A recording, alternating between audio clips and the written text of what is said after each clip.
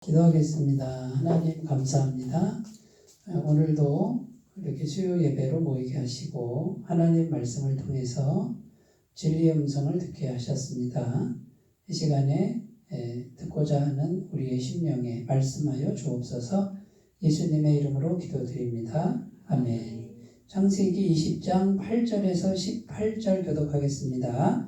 아비멜렉이 그날 아침에 일찍이 일어나 모든 종들을 불러 그 모든 일을 말하여 들려주니 그들이 심히 두려워하였더라. 아비멜렉이 아브라함을 불러서 그에게 이르되 내가 어찌하여 우리에게 이렇게 하느냐. 내가 무슨 죄를 내게 범하였기에 내가 와서 내 나라가 큰 죄에 빠질 뻔하게 하였느냐.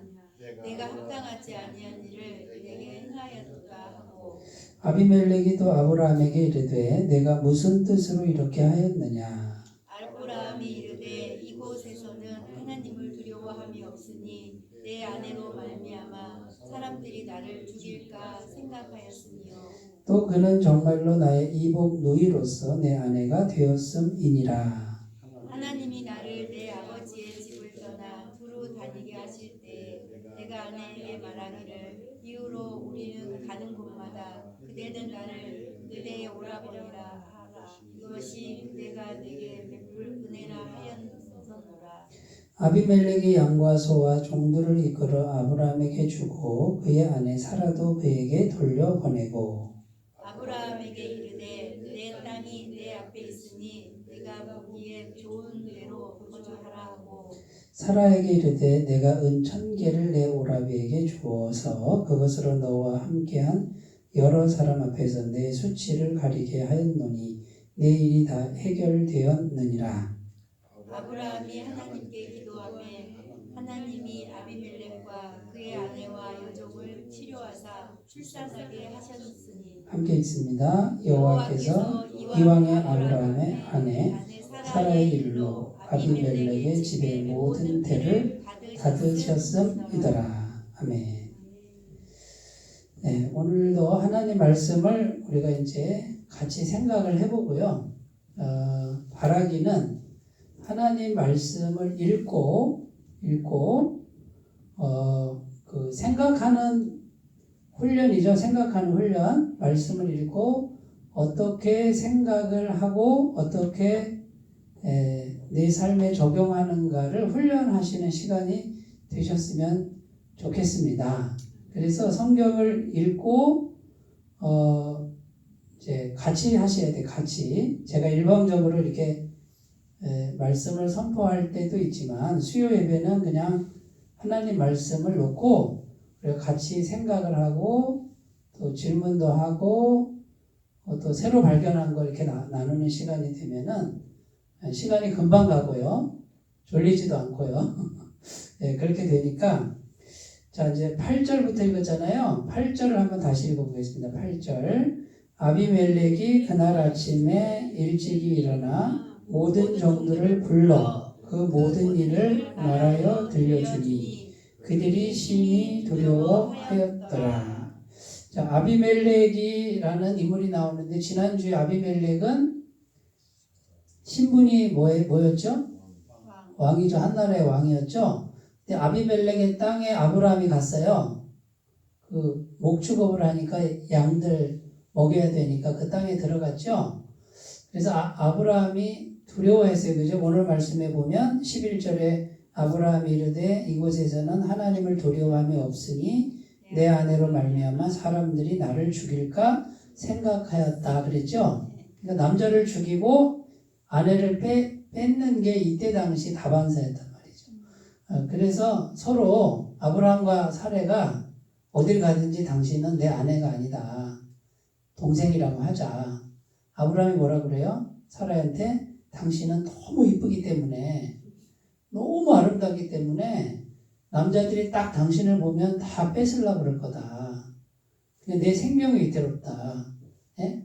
사라가 기분이 좋았겠죠. 그죠? 아브라함 눈에는 사라가 세상에서 제일 이쁜 여자인 거죠. 네. 그런 분위기예요. 근데 하나님이 꿈에 나타나셨어요. 그죠? 아비멜렉 꿈에 나타났는데 아비멜렉은 아브라함을 해할 생각이 없고 동생이라 그러니까 동맹을 맺기 위해서 데려온 것뿐인데 꿈에서 하나님이 나타나셔서 너 죽을래? 그런 거죠. 그죠? 누구를 건드려? 너 죽을래? 이렇게 하나님이 개입하셨어요.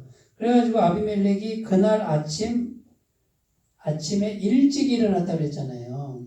그러니까 지금 아비멜렉 마음이 굉장히 두렵고 조급한 걸 알 수 있죠. 근데 보세요. 아침에 일찍 일어나서 모든 종들을 불러 그 모든 일을 말하여 들려주니. 이렇게 돼 있어요. 여기서 이제 말씀을 우리가 읽었잖아요. 그 다음에 이제 무슨 생각을 해야 돼? 여기서 이제 요 말씀 한 절을 읽은 다음에 요 말씀을 통해서 하나님이 우리에게 말씀하고자 하는 게 뭘까를 찾아보는 거예요. 근데 이제 읽은 다음에 생각을 해봐요. 여기서 이제 찾을 수 있는 게 뭐냐면 아비멜렉이 왕이잖아요. 그죠? 그 왕이 말이죠. 어떻게 보면 좀 속된 말로 호들갑스럽게 하는 그런 모습이에요. 왕이 모든 종들 다 불러 모아 이렇게 야 다 모여 이렇게 모으고 모든 걸 다 말해. 좀 뭔가 이렇게 채통이 있어야 되고 위험이 있어야 되잖아요. 그러면 이걸 통해서 뭘 할 수 있을까요? 이렇게 생각하는 거예요. 말씀을 읽고 말씀 묵상이라고 하는 거는 말씀을 읽고 거기에 담겨있는 영적 의미가 뭘까를 찾는 거죠. 그러면 아비멜렉의 성격이 좀 적극적 성격일 수도 있겠다. 이런 생각을 하는 거고 그 다음에요. 아비멜렉이 이렇게 모든 걸 다 얘기하고 나서 어떻게 돼요? 빨리 일처리를 하잖아요. 그죠? 꿈에 하나님 나타난 것을 즉시로 순종하는 어떻게 보면 굉장히 적극적이면서도 좋은 성격인 거죠. 말씀에 바로바로 순종하는 그런 모습을 볼 수 있죠. 그래서 빨리 이 문제를 해결하려고 하는 그런 태도가 보여요. 근데 이제 영적인 의미, 우리 복음의 선상에서 이걸 해석할 때는 어떻게 해석하냐면 왕이지만 왕은 말이죠. 채통이 있고 위험이 있으니까 자기의 부끄러운 거 연약한 거는 잘 안 드러내고 싶어. 그런데 아비멜렉은 어떻게 해요? 다 드러내. 이거를 복음적 용어로 뭐라 그래요? 복음적 용어로 자백 그래요. 자백 또는 고백.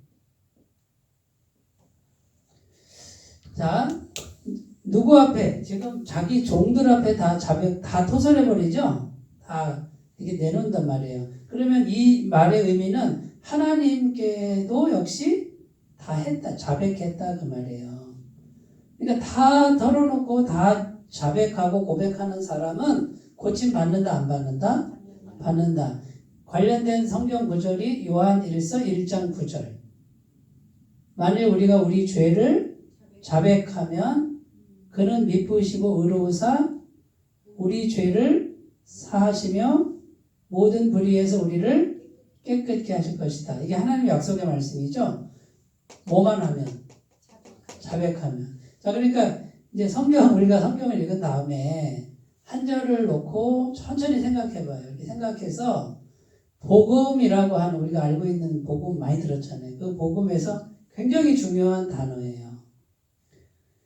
우리의 죄를 하나님께 자백한다 이 말은 하나님 도와주세요 하는 거죠. 그죠? 하나님께 맡기는 거잖아요.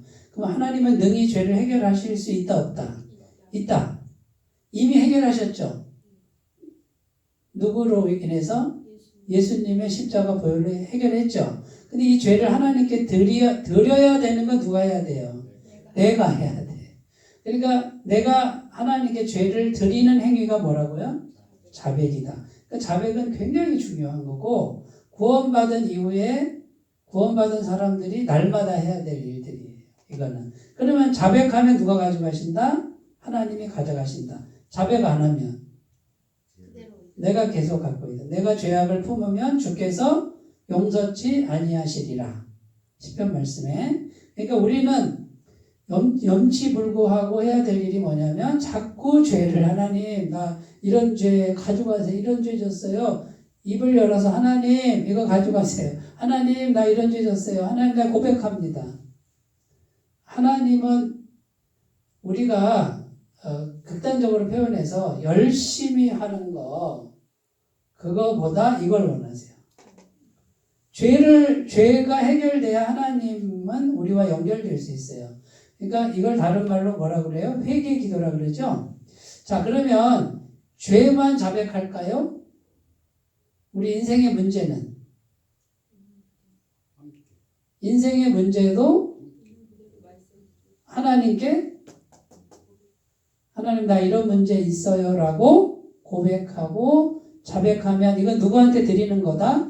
하나님께 드리는 거다. 아이고 죄는 가져가셔서 송구스러운데 내 문제까지 드려요. 이렇게 생각하면 화성 밑에 오산이다. 그죠? 큰 오산이다. 그러니까 우리는 하나님이 정말 원하시는 건 미안해하지 말라는 거예요. 송구스러워하지 말고 다 가져오라는 거예요. 다. 죄 문제든 인생의 문제든 뭐의 문제든 다 나한테 가져와. 내가 해결해 줄게. 이게 복음이에요. 동의가 되시죠? 근데 아유 예수님 십자가로 죄사함 받은 것만 해도 송구스러운데 내 인생의 문제까지 뭘 드리려고 그래. 이러면은 내 인생의 문제는 내가 짊어지고 가는 거고 하나님께 자꾸 기도로 이 문제 있어요. 저 문제 있어요. 그러니까 우리는 믿음이 자란다고 하는 건요. 하나님 앞에는 한없이 약해지는 것과 같다. 믿음이 자라는 건 이제 하나님 이제 가만히 계세요. 내가 열심히 할게요. 난 믿음이 있어요. 이걸 하나님 원하지 않는다.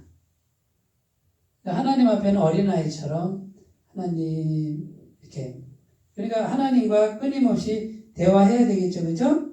네. 그 다음에요. 9절 읽어볼게요. 9절 같이 읽어요. 시작. 아비멜렉이 아브라함을 불러서 그에게 이르되 내가 어찌하여 우리에게 이렇게 하느냐.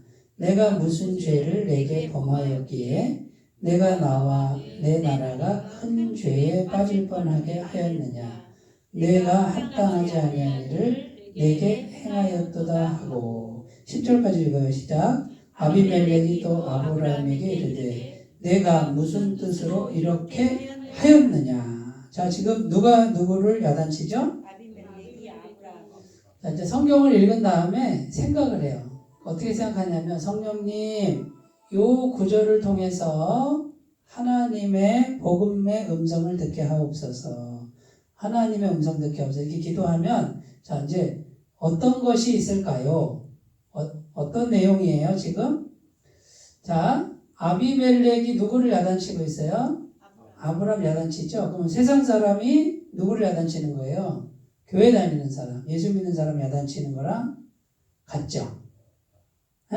그러면 아브라함이 지금 야단맞고 있는데 할 말 있어요? 없어요? 할 말 없지. 왜냐하면 거짓말했잖아요. 그죠? 잘못했죠. 예수 믿는 사람이 잘못했네. 세상 사람한테 지금 책망 듣고 있어요. 그죠? 에? 자, 그러면 세상 사람이 교회 다니는 사람을 책망하고 있어요. 야, 너 하나님 믿는 너 말이지. 그런 식으로 할 수 있어? 라고 책망하는데 아유 말을 못하거든. 이런 상태예요. 그죠?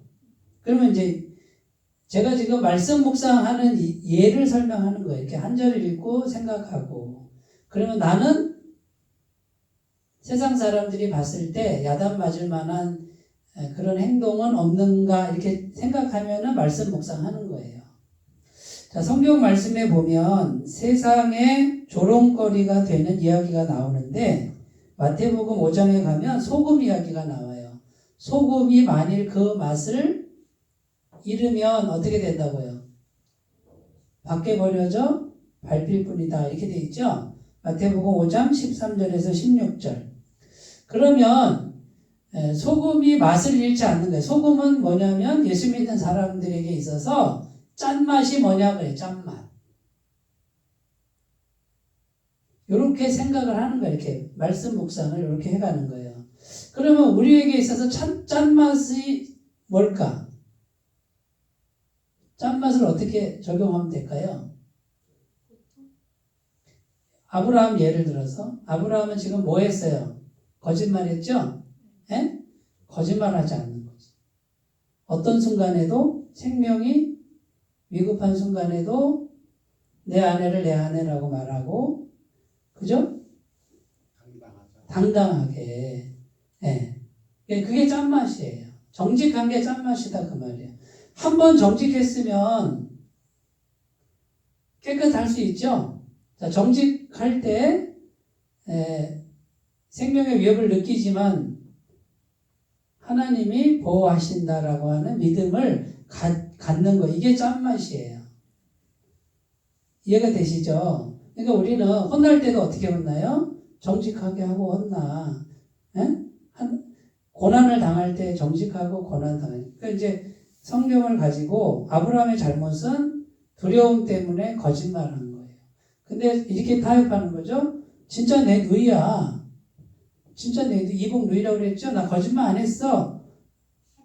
합리화하는 거죠. 그러니까 짠맛을 잃었다 이 말이에요.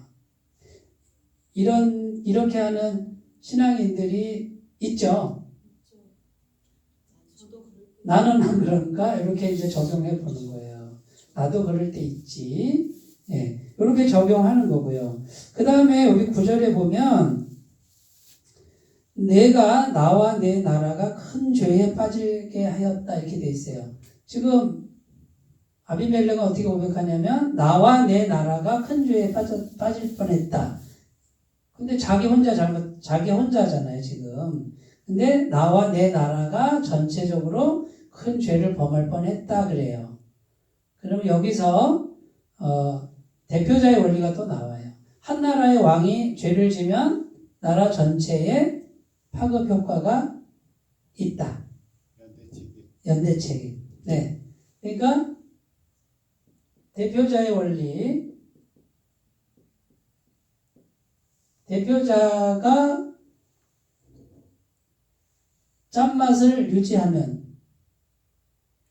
대표자가 짠맛을 유지해야 돼. 그죠? 대표자의 원리. 우리 예수 믿는 사람들 대표자가 짠맛을 잃지 않기를 바래요. 예. 그냥 죽으면 죽으리라 하고 정직하면 돼요. 요게 짠맛이에요. 그러면 그것만 딱 지키면 누가 하신다? 하나님이 하신다. 이런 믿음이 있어야 된다라는 것이죠. 자, 그러면 큰 죄에 빠지게 했다. 네가 지금 예수 믿는 네가 하나님 믿는 네가 우리를 실족해 할 뻔했다. 범죄하게 할 뻔했다.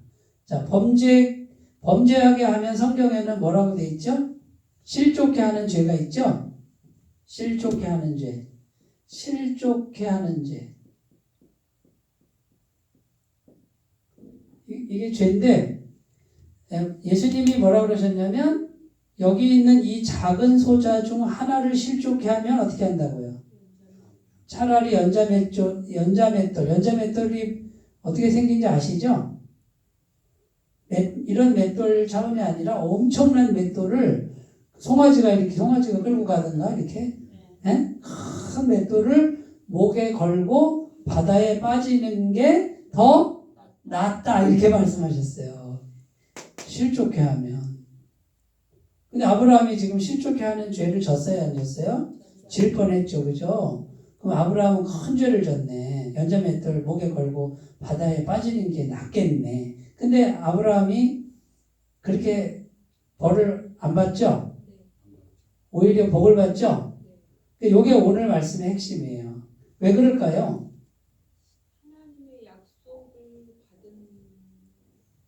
약속의 말씀, 그죠? 약속을 받은 사람. 또 아브라함은 두려워 떨기는 했어도 누구를 경외해요? 하나님을 경외하는 마음을 갖고 늘 하나님과 함께해요. 그러니까 우리는 아브라함 같아요. 겁도 많고 거짓말도 하고 타협도 하고 이러지만 안전하다 안 안전하다? 왜? 우리한테 누가 있다고요? 하나님. 그러니까 지금 오늘 성경 본문을 통해서 하나님이 우리에게 주시는 말씀이 뭐예요? 너 두렵지? 너 타협할 때 많지? 너 넘어질 때 많지? 그래도 내가 있어. 내가 널 붙들어 줄게. 내가 간섭해 줄게.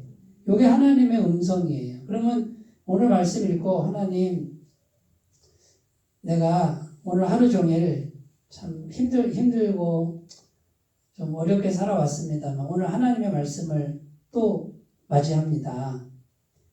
아브라함도 믿음의 조상이라고 하는데 보니까 아직까지는 그렇게 믿음의 조상 같지도 않고 저하고 별 차이가 없는 한 인간이네요. 그런데 그럼에도 불구하고 하나님이 책임져 주시고 간섭하시고 보호하시고 그 하나님이 여기 성경에 있는 하나님이 지금 내가 믿는 하나님인 것을 믿습니다. 하고서 그 하나님을 마음에 받아들이고 하나님 나 부족해도 하나님 더 열심히 믿고 살래요. 더 하나님 말씀 더 들을래요. 더 가까이 갈래요. 이렇게 마음을 이렇게 세우는 거예요. 이 사람은 하나님의 말씀을 들은 거예요. 지금까지 성경 내용을 보면 아브라함이 그런 믿음이 없었잖아요. 아브라함 믿음이 장로님 보시기에도 별로죠. 없었어요. 그러니까 네. 믿고서 나가야 되는데 네. 아직까지 그런 믿음이 없고 네. 저하고 별 차이 없죠. 그러니까 두려워가지고 이제 이렇게 그리고 저도 여기 가면 아브라함처럼 이럴 것 같거든요. 그러니까 아브라함이 저하고 별 차이가 없어요. 근데 하나님이 짠 나타나셨단 말이지. 그래도 하나님은 우리 아버지시고 우리의 보호자시다. 아멘 하고 말씀을 받아들이고 그러니까 내가 이렇게 두려워하고 내가 이렇게 넘어지고 실수해도 하나님 나를 버리신다 안 버리신다? 안 버리신다. 이렇게 믿는 거예요. 오히려 위로가 되죠. 그죠? 아브라함 같은 사람도 이렇게 넘어지니까 위로가 되죠. 자, 실족해 하는 거 우리가 예수 믿는 사람들이 다른 사람 실족해 할 때 있죠. 그죠? 있죠? 많죠. 그러니까 이걸 조심해야 돼요. 성경에 보면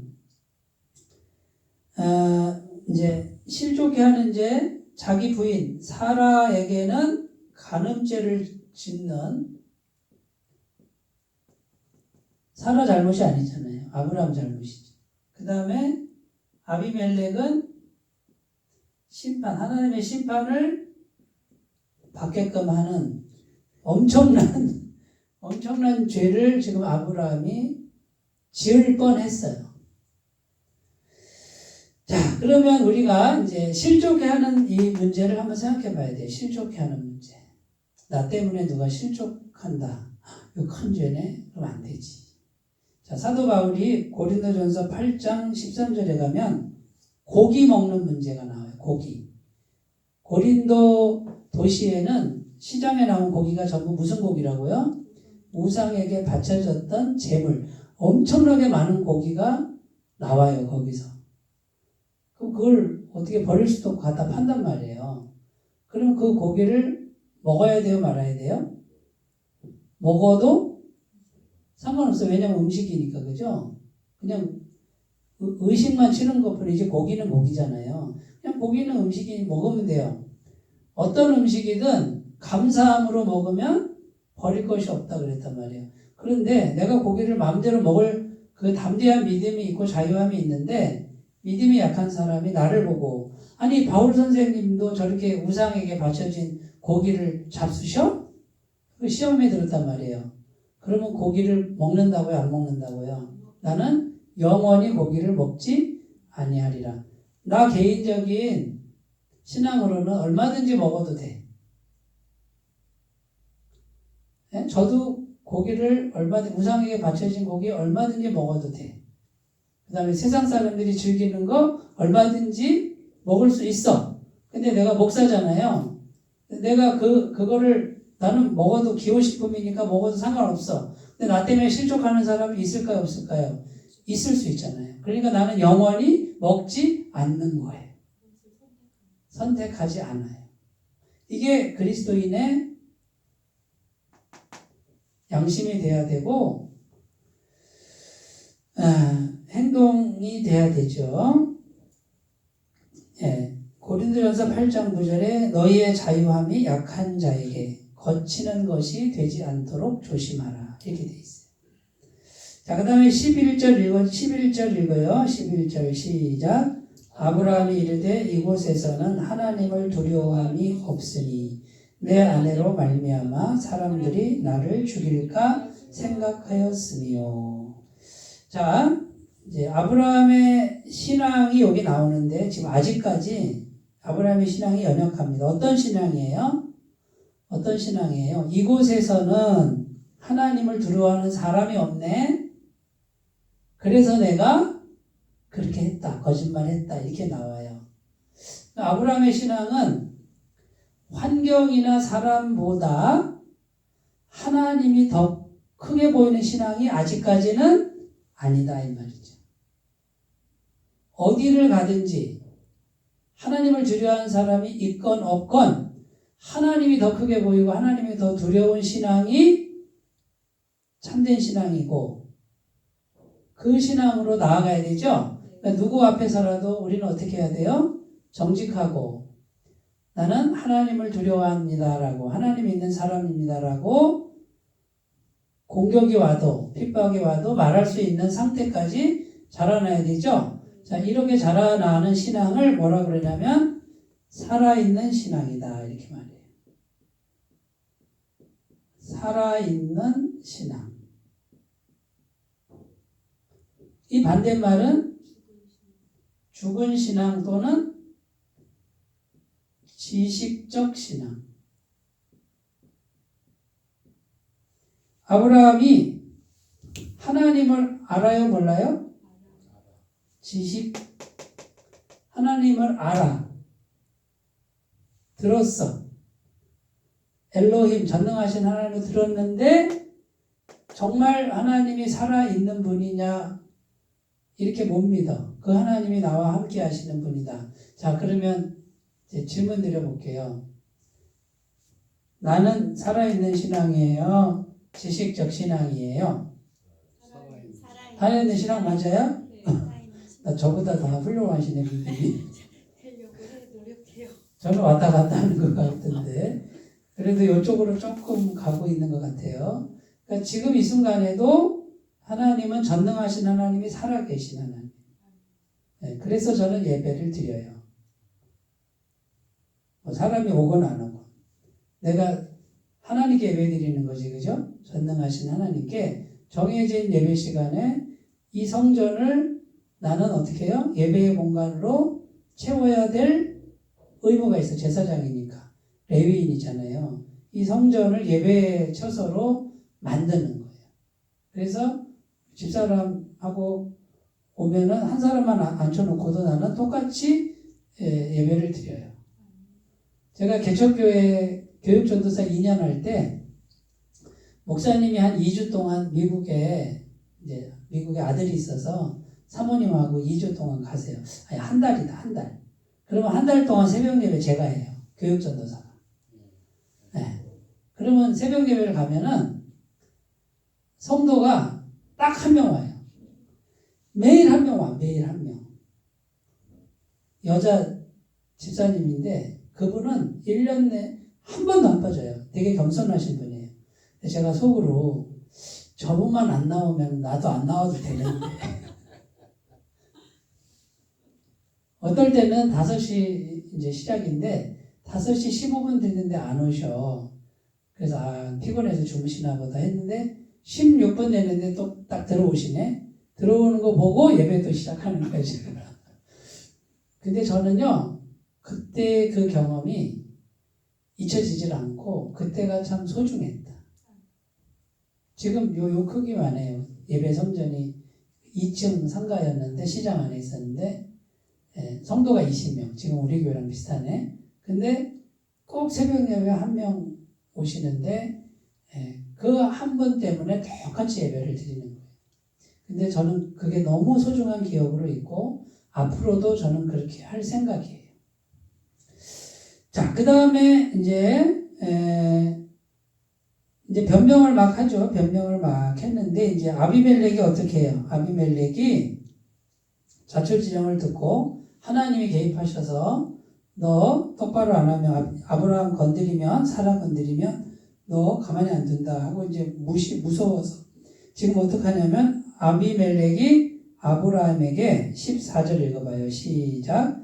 아비멜렉이 양과 소와 종들을 이끌어 아브라함에게 주고 그의 아내 사라도 그에게 돌려보내고. 자, 사라만 돌려보낸 게 아니고 양과 소와 종들까지 아브라함에게 줬대요. 잘못은 누가 했는데? 아브라함이 잘못은 철저히 자기가 잘못해놓고. 하나님이 좀 편파적이죠? 예? 편파적이에요. 아브라함이 데리고 갔던 종하고 가축하고 준 게 아니고 아니고. 왕이 네. 따로 종도 줬다. 예. 그러니까 아비멜렉이 어떤 마음이냐면 내가 너한테 신뢰를 범했다.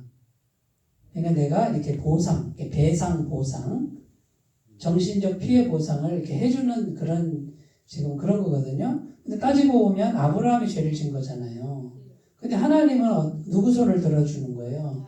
아브라함. 그러면 우리가 구원받은 사람이에요. 구원받았잖아요. 그럼 하나님은 내 손도 들어주시겠다. 그죠? 그렇게 맞아요. 그러니까 얼마나 위로가 되냐고. 우리 하나님은 편파적이야. 왜? 내가 하나님의 아들이고 딸이니까 한번 내가 물어볼게요. 내 아들하고 남의 아들하고 싸우면 공정하게 재판해야? 그런 부모는 부모라고 하기가 내 아들 편들. 당연히 내 아들 편들지. 하나님도 똑같은 거예요. 그러니까 하나님이 좀 불공평하다 이렇게 보시면 안 되고 어쨌든 하나님의 마음이 여기 나오는 게 보여요. 그 다음에요. 15절에 보면 15절 읽어요. 시작. 아브라함에게 이르되 내 땅이 내 앞에 있으니 내가 보기에 좋은 데로 거주하라. 자, 마음대로 써라. 지금 아비멜렉이 뭐죠? 마음대로 하라는 그런 그 허락을 했어요. 그죠? 그러니까 굉장히 지금 존귀함을 얻고, 자, 사라에게 어떻게 했는지 보세요. 16절 시작. 사라에게 이르되 내가 은 1000개를 내 오라비에게 주어서 그것으로 너와 함께한 여러 사람 앞에서 내 수치를 가리게 하였노니 내 일이 다 해결되었느니라. 자, 사라한테 은 1000개를 줬대요. 한 개가 얼마인지는 정확히 모르지만 보통 은 하나를 3개로 따지면 1세겔. 1세겔은 4일치 품삯이에요. 그러면 하루 품삯을 10만 원이라고 그러면 한 개가 40만 원 되죠? 40만 원이 1000개 있으면 얼마예요? 산수를 못 해가지고 4천이에요? 4억이에요? 40만 원에 1000개? 네. 40만 원이 10개 있으면 400만 원이죠? 100개 있으면 4천만 원이죠? 네? 그러니까 1000개 있으니까 4억 원이죠. 4억. 400억. 400억. 무슨 400억이에요?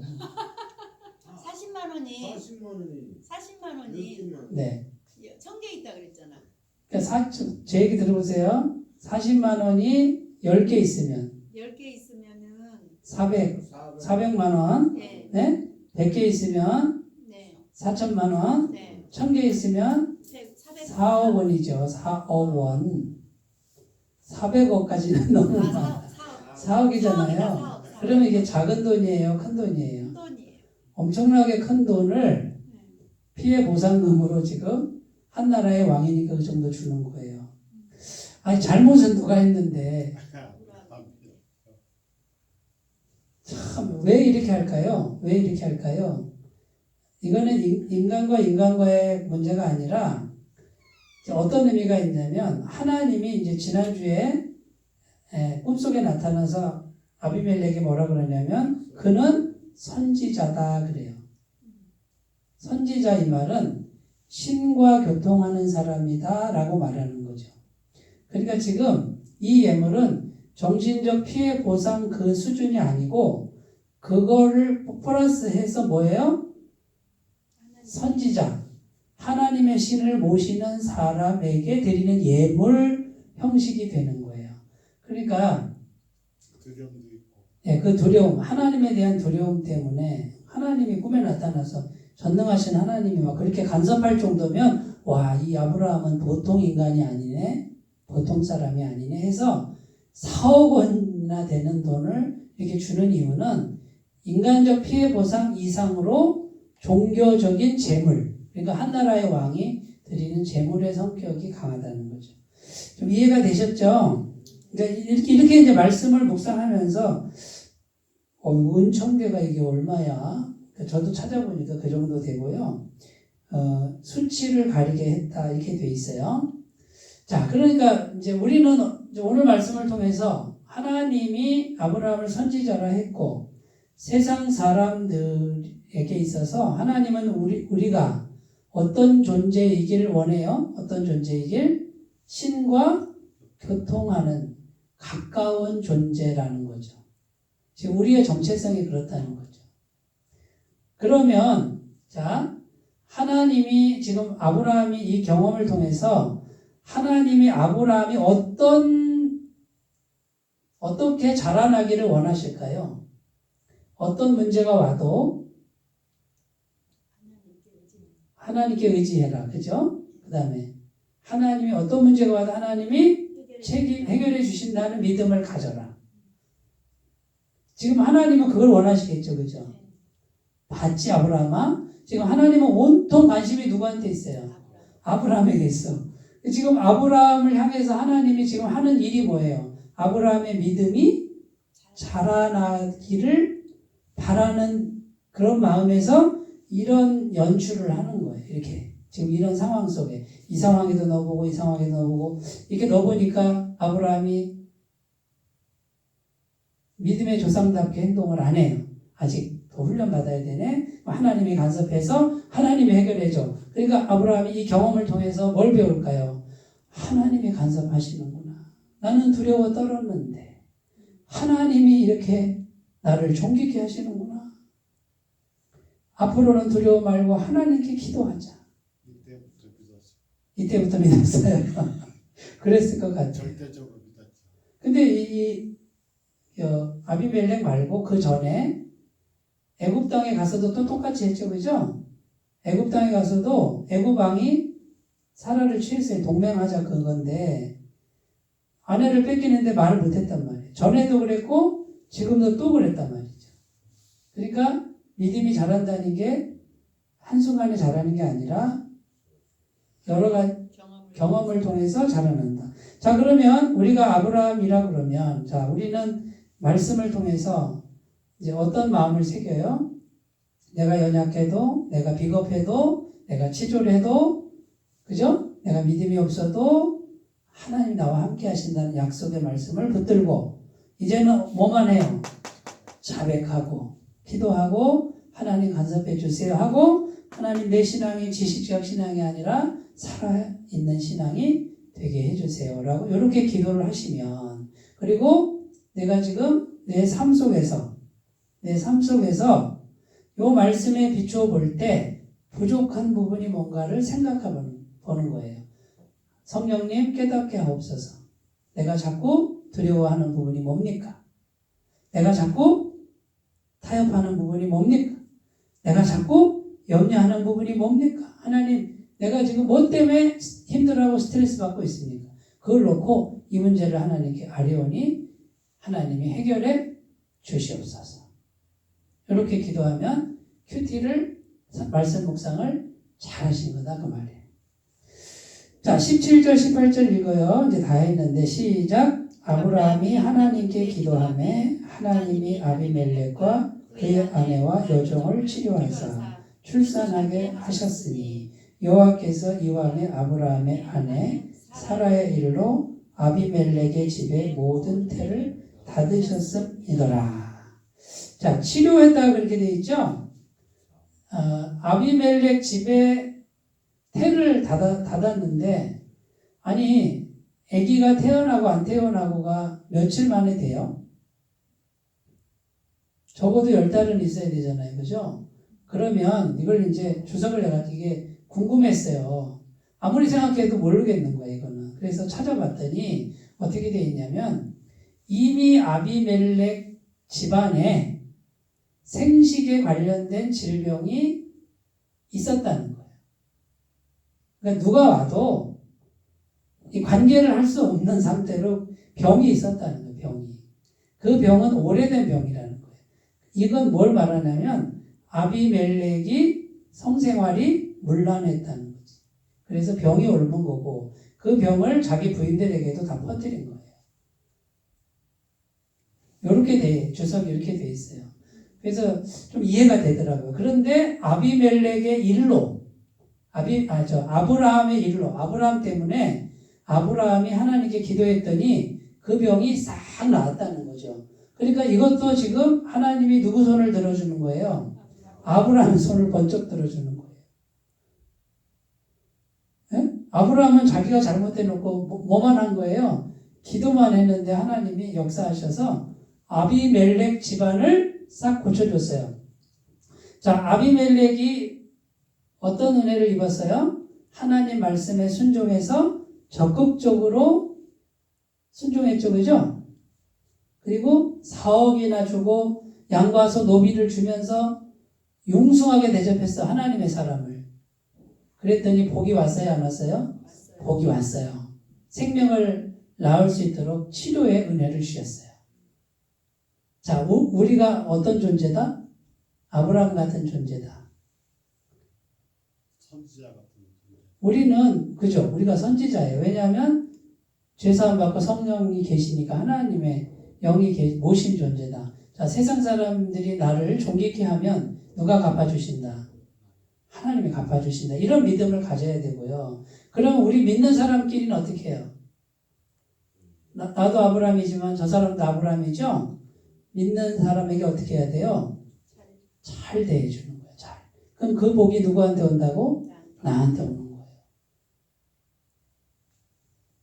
그러니까 아비멜렉도 하나님이 복을 주시고 아브라함도 어떻게 해요?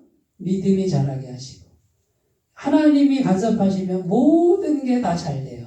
마귀가 간섭하면 이것도 안 되고 저것도 안 되고 다 깨지게 하는 게 마귀의 역사다. 하나님이 하시는 일은 모든 부분이 잘 된다. 그러니까 우리는 하나님 잘 모시고 하나님이 지금 우리에게 말씀의 형태로 와 계시고 성령의 형태로 와 계시기 때문에 그래서 날마다 말씀을 잘 묵상하고 그 말씀을 마음에 간직하는 게 중요하다 이거죠. 아셨죠? 그렇게 말씀 간직하시면 하나님이 갚아주실 줄로 믿습니다. 네, 잠깐 기도하고요. 시간이 다 돼서 기도하고 하나님 아버지 오늘도 하나님 말씀을 같이 생각하면서 하나님의 복음의 음성을 듣고 우리 삶에 적용해 보려고 애를 썼습니다. 우리를 아브라함처럼 부르셨습니다. 우리가 때로 연약한 믿음일지라도 날마다 자라날 수 있도록 도와주시고 또 우리 안에 하나님을 모시고 있으니 하나님이 책임져 주시는 걸 믿고 언제든지 기도하도록 도와주옵소서. 예수님의 이름으로 기도드립니다. 아멘.